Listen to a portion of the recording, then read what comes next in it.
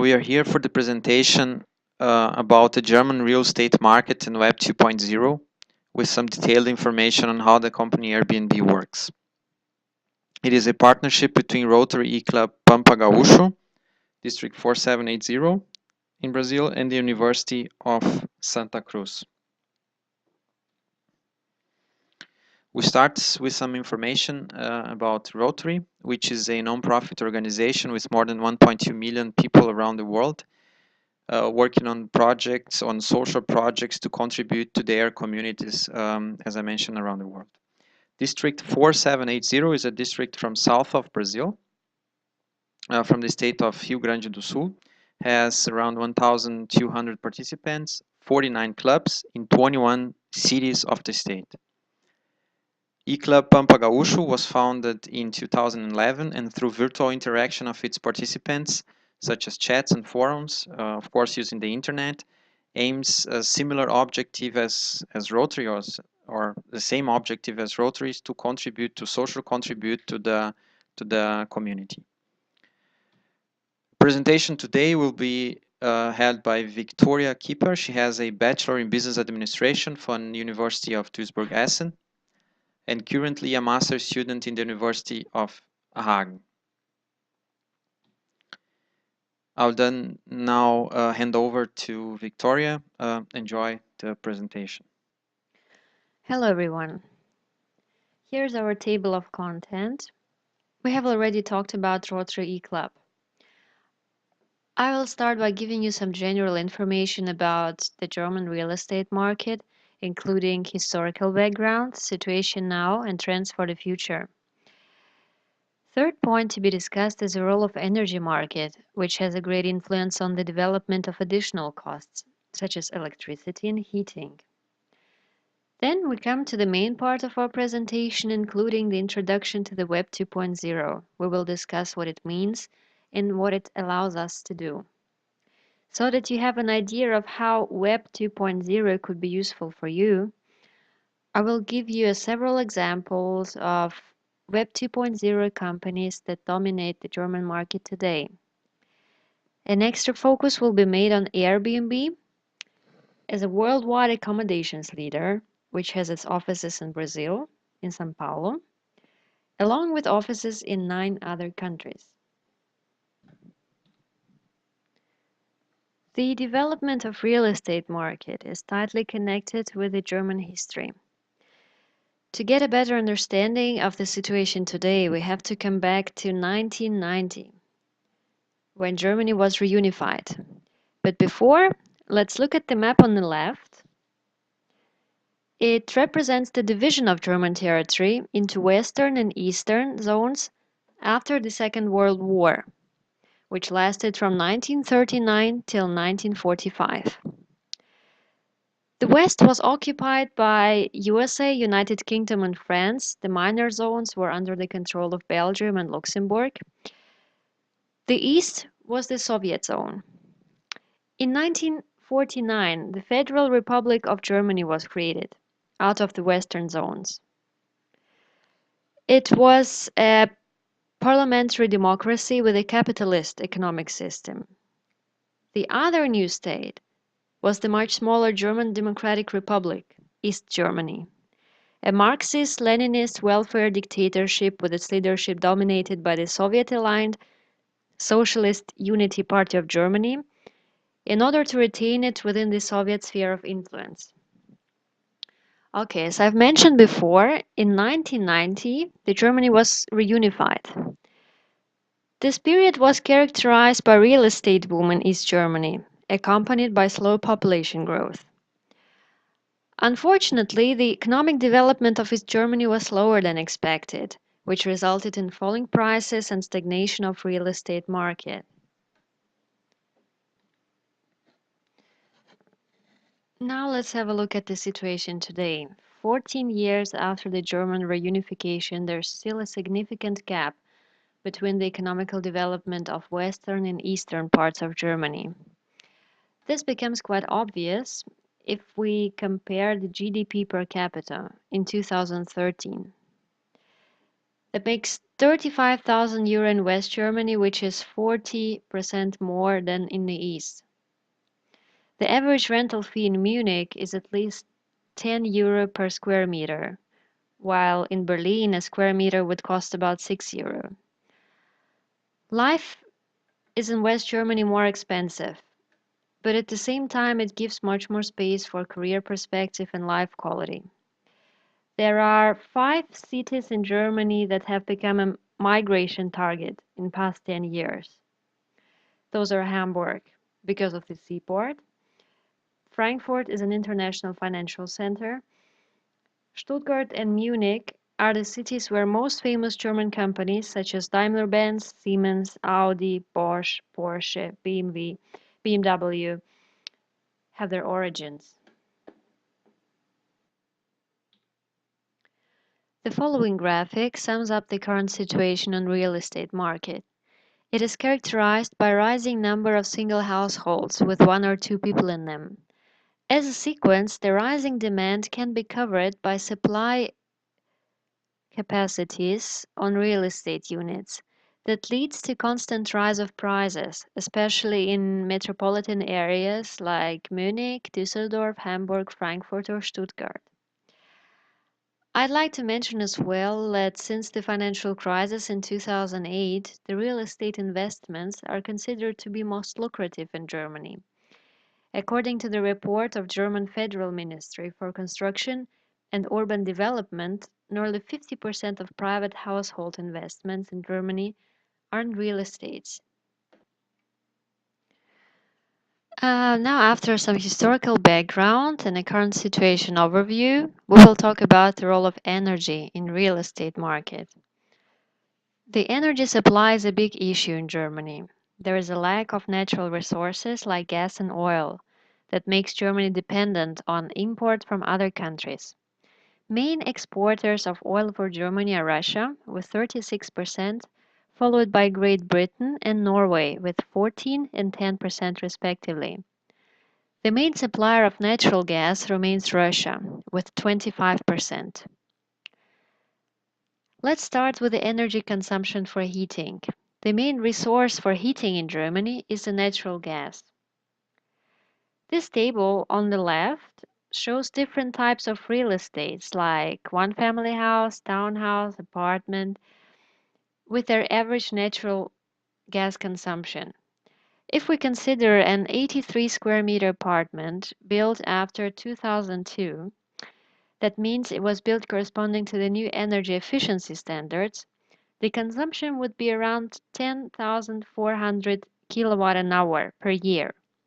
We multiply this number with the average price for a kilowatt an hour, which is 8 euro cents for a kilowatt an hour, and we come up with the average cost of heating, which is 840 euro per year.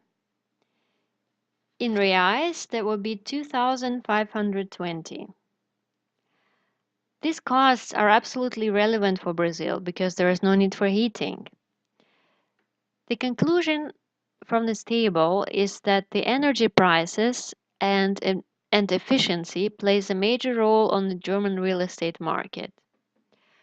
For example, if you buy the KfW House 70, which was built according to higher efficiency standards, the price might be higher than the price of a normal house, like something built before 1977. But in a longer perspective, those new houses with the new efficiency standards would be actually cheaper because the average additional cost would be much more cheaper. Now let's have a look at the graphic on the right. The prices of oil and gas are almost at the same level as we can see here. In this respect, the analysis of electricity prices becomes more interesting. The German electricity market is going through tough times because of the government and vast investments in renewable energy. German consumers already pay the highest electricity prices in Europe, and a 20% growth is expected in the future. Let's compare what the German and Brazilian consumers pay for electricity. In Germany, there would be 30 euro cent for kilowatt an hour. In Brazil, it's around 0.3 reais for kilowatt an hour. So to sum it up, based on the actual exchange rate, the price of electricity in Brazil is 3 times cheaper than in Germany. The reason why German consumers pay such a high price for electricity was the Fukushima nuclear accident in Japan 2.5 years ago, when Germany decided to begin phasing out nuclear power and lead the country into the age of wind and solar energy. Before we discuss in detail Web 2.0, we travel from Germany to the United States of America. So we get down to California here. California is a southwest state of the US. Just for information, the GDP of California in 2013 was 2.05 trillion US dollars. At the same time, the GDP of the Brazil, of the whole country, was 2.246 trillion dollars. It's important to emphasize that Brazilian economy is commodity based. For example, coal mining, such companies like Vale, or oil extraction. The example would be Petrobras. In case of California, GDP is generated not by natural resources, but by technology companies and thousands of startups. 1/3 of venture capitalist investments in USA are now located in this region. San Francisco, which is here, is where you can find Silicon Valley, which is famous for its tech companies and startups. I'll give a couple of examples. Those are the names that every one of you knows, like Apple, Google, Facebook, Yahoo, Intel. All of them emerged from Silicon Valley.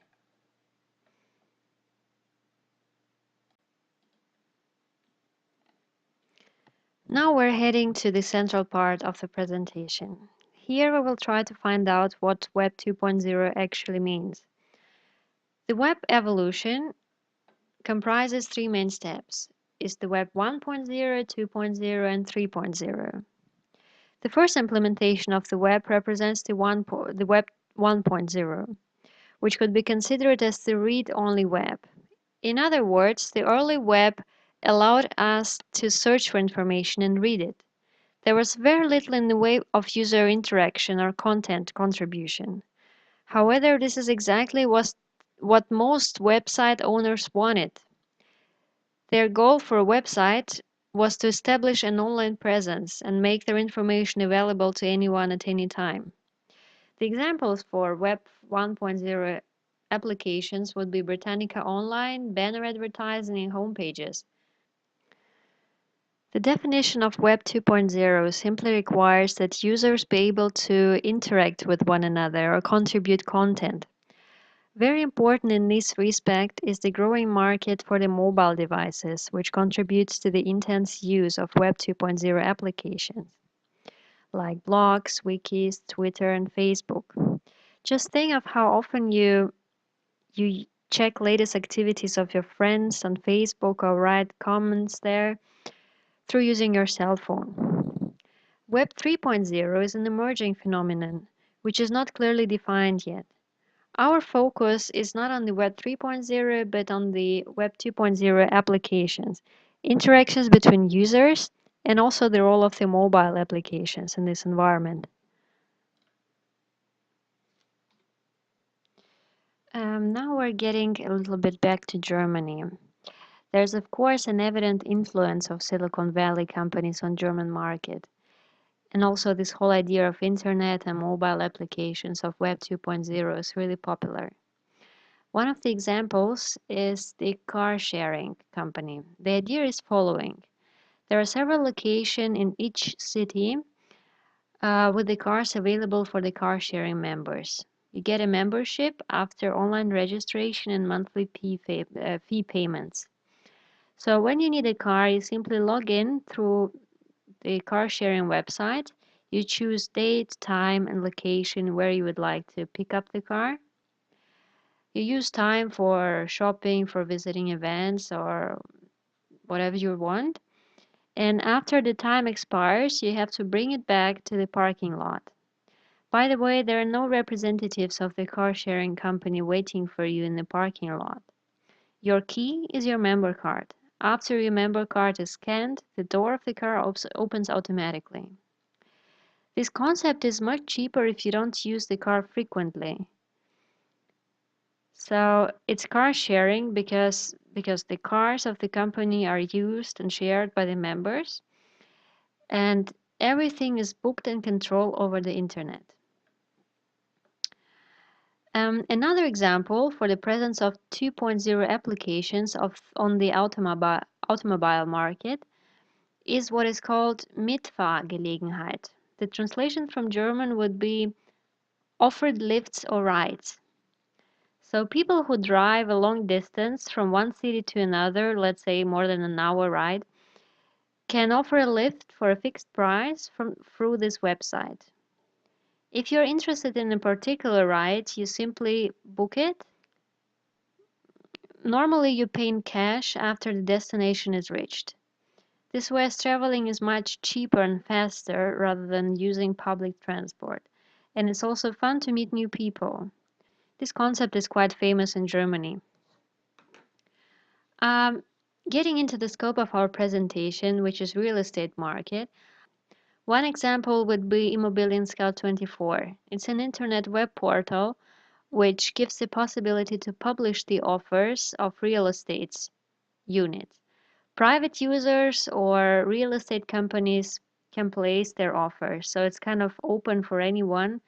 And there's also a mobile application for its website.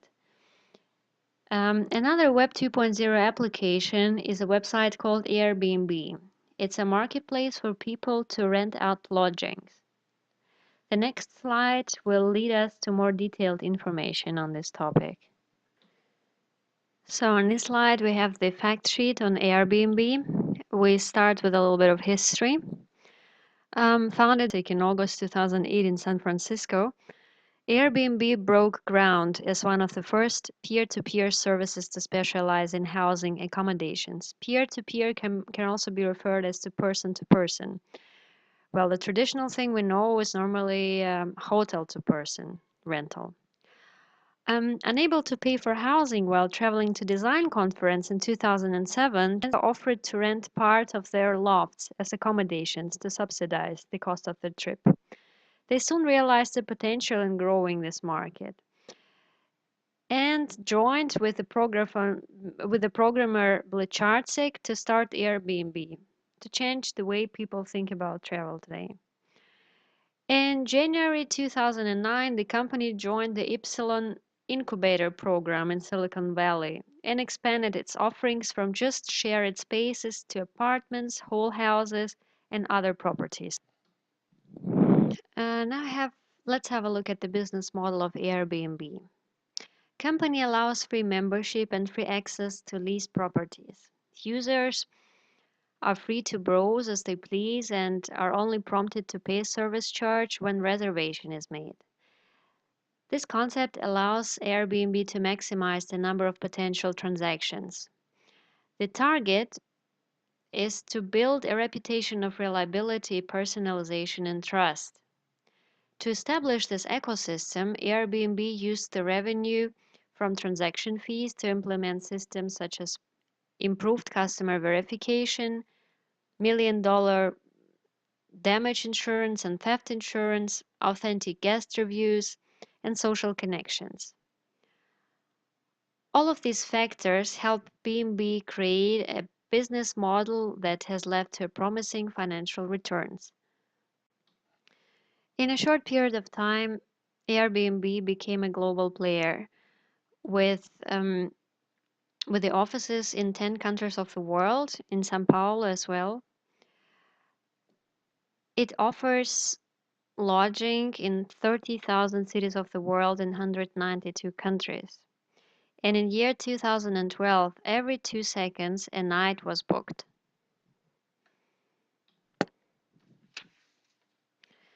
Despite of all positive effects, running a company like Airbnb is not an easy task. The company constantly faces a number of difficulties.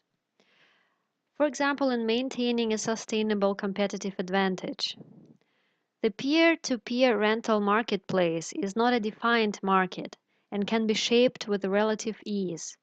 Due to relatively low barriers to enter this market, Airbnb's competitors can almost perfectly replicate its business model, which makes long-term growth challenging. The second point is establishing consumer trust.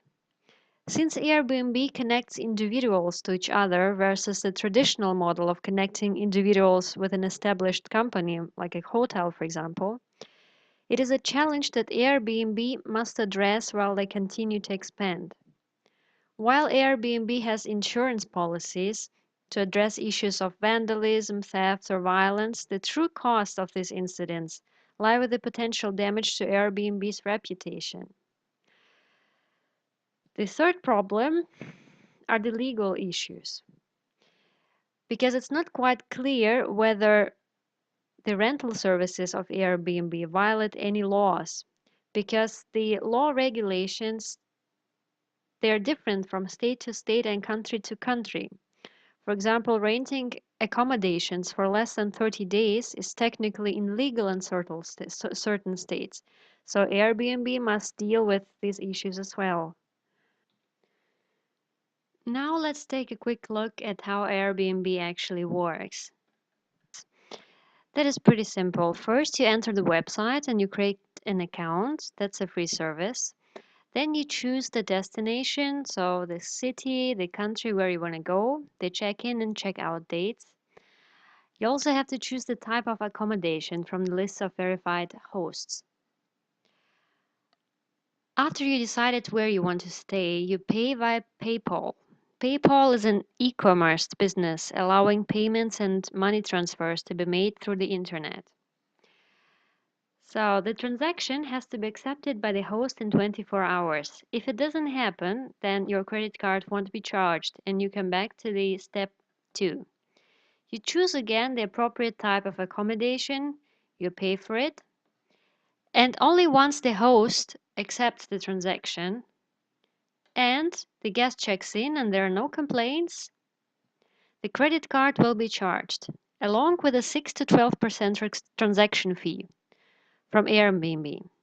The process is similarly simple for hosts, who receive a notification once a guest indicates interest in a particular listing and have the option to approve or deny the transaction. Once the listing is booked, the host receives the payment and Airbnb takes a 3% transaction fee. So now we're getting towards the end of this presentation. We get back to the Latin America. Main focus is on Brazil. Especially as we mentioned before, the Web 2.0 and the increasing role of internet applications. Well, all this has direct linkage to the increasing number of mobile phones, especially smartphones that we have today. So here in this table, we can see the increasing number of smartphone users from year 2012 in perspective until the year 2017. By that time, the number of smartphone users will be around 70.5 million. It is to expect a lot of initiatives and companies in Brazil using web mobile applications in different types of markets in the near future. So, to sum it up, we have tried to give you some information about Germany, especially a bit of historical background and its influence on the real estate market. Then we saw the actual situation nowadays, mainly in big cities. Then we took a look on the energy market to emphasize its importance for the real estate market. Maybe these issues could be some fields for academic research at your local university. But major part of this presentation was focused on Web 2.0, case study Airbnb. Maybe there are more companies that could be created in this environment, and I'm pretty sure that Brazil can also develop itself in this direction. I hope that my presentation could be helpful for you as an impulse for some new creative ideas. Thank you so much for your attention, and I hope you enjoyed this presentation.